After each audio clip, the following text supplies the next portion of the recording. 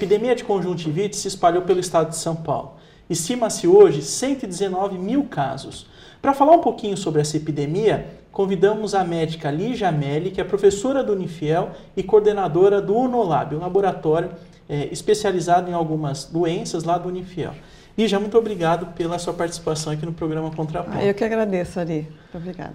Ô Lígia, eu acho que assim, a primeira questão que a gente tem, que eu gostaria que você falasse um pouco, é sobre essa distinção que existe e essa classificação, acho que nem distinção, mas a classificação específica de epidemia. Como a gente pode caracterizar, sei lá, uma doença, um vírus, etc., como uma epidemia? O que é uma epidemia?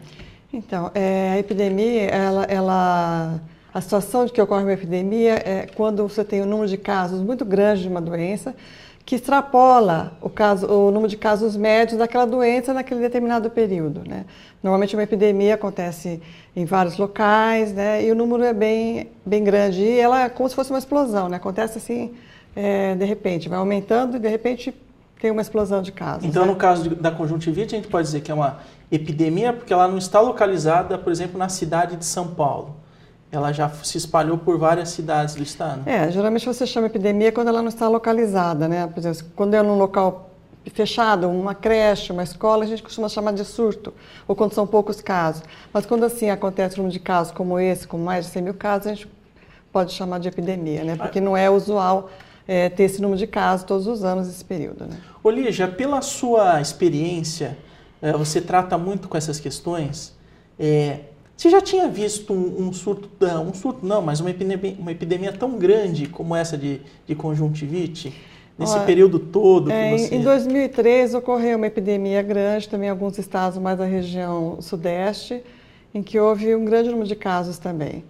Não é tão incomum, né? É uma doença viral e ela tem essa capacidade, os vírus têm essa propriedade de provocar epidemias, alguns tipos de vírus, que é o caso da conjuntivite, né? Quando você chegou um pouquinho antes da gente começar o programa, você falou que essa epidemia da conjuntivite ela é ocasionada por vários vírus. Então eu posso dizer que não existe um único vírus nessa epidemia? Então, geralmente, quer dizer, a conjuntivite pode ser causada por vários tipos de vírus, em torno de 10, 12 vírus, e algumas bactérias também.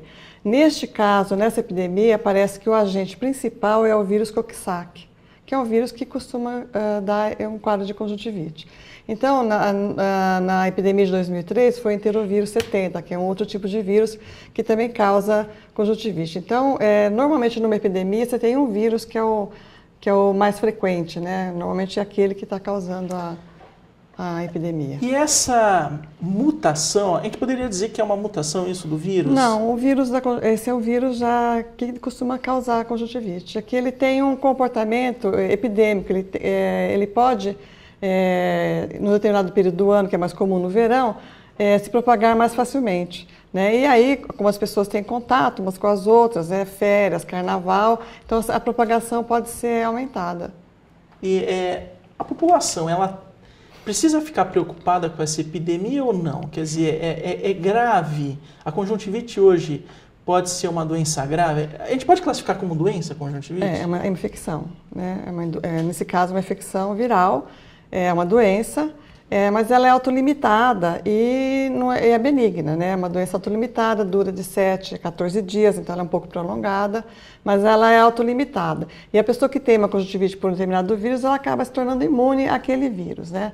Então, mas tem que ter cuidado, porque ela se transmite muito facilmente, né? Então, assim, e causa muito transtorno, coceira nos olhos, ardor, lacrimejamento, os olhos ficam vermelhos, né? A pessoa tem dificuldade para trabalhar, né? Então tem um incômodo muito grande e ela precisa ser afastada do trabalho, né? Então ocasiona realmente uma repercussão até econômica, né? Quando você diz tornar imune, quer dizer que a pessoa, se pegou uma vez conjuntivite, ela não... Por esse agente, que no caso o Coxsackie, ela se torna imune a esse agente. Isso não quer dizer que o ano que vem, se ela tiver não pega por outro agente, né? Então nesse período, por exemplo, se ela teve conjuntivite, ela não tem mais. Por esse agente, não. Não. Normalmente, os vírus e as bactérias são seres vivos que também querem sobreviver, né? Então, eles precisam do ser humano, nesse caso, para se propagar, para se reproduzir, né? Lígia, e o contágio, né? Porque, lendo as reportagens, a gente analisando um pouco o que foi escrito, eles disseram que começou no litoral. Isso, na Baixada e Santista. depois veio vindo para São Paulo, para a região metropolitana. Como é isso? né? O vírus, como é que ele vai caminhando? Então, eu contato pessoa a pessoa. Então, se uma pessoa está com conjuntivite e ela beija uma outra pessoa, cumprimenta outra pessoa, essa pessoa...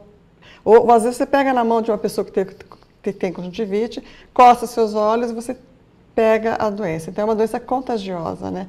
Então, é fácil propagar. Um contato direto de uma pessoa com outra.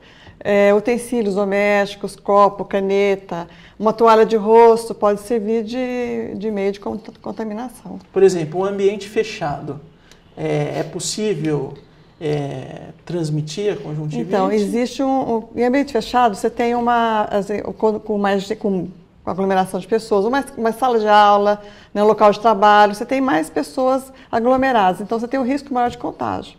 Né? E também em locais que têm ar-condicionado, parece que isso ajuda a propagar a doença, né? Locais fechados com ar-condicionado. O ar-condicionado ele é um condutor, né, de vírus e bactérias que ficam suspensas na poeira. Né? Esse vírus ele é típico desta época ou a gente pode ver, por exemplo, conjuntivite em períodos de inverno, por exemplo? Então, a conjuntivite é uma doença que pode ocorrer o ano todo. Né? Mas assim, ela tem uma frequência maior no verão. Então, quando a gente pega alguns estudos, tem um pico, né, de casos, um aumento de casos maior nessa época do ano. Quer dizer, o vírus ele se dá melhor com esse clima, vamos dizer assim, né? É uma propriedade, uma característica do vírus de ter uma maior reprodução nessa época do ano. Lígia, o médico ele precisa estar muito atento ao diagnóstico? Ou isso é perceptível facilmente? Quer dizer, o médico que conheça, ou qualquer, sei lá, um clínico geral, eu chego num posto de saúde, né? Eu estou sentindo uma coceira no olho, ardência, sei lá, e vou para o posto de saúde. Eu vou ser atendido por um clínico. Este clínico, ele consegue detectar, só de olhar ele já consegue detectar a conjuntivite? Então, a conjuntivite, ela por si só, ela é fácil de diagnosticar, porque começa com uma coceira no olho, aí fica vermelho esse olho, então a esclera, né, que é essa película que recobre a parte branca do olho e a pálpebra, ela fica inflamada, então ela fica avermelhada. Então é fácil de visualizar. Né? Então, na história, perguntando para aquela pessoa se ela teve contato com outra, ou se foi um corpo estranho que entrou no olho, ele vai poder fazer o diagnóstico. Então, o clínico geral ou o pediatra, ele tem capacidade e técnica de fazer esse diagnóstico. Né? Diferenciar também se é viral ou bacteriana, também pelo quadro clínico a gente pode diferenciar.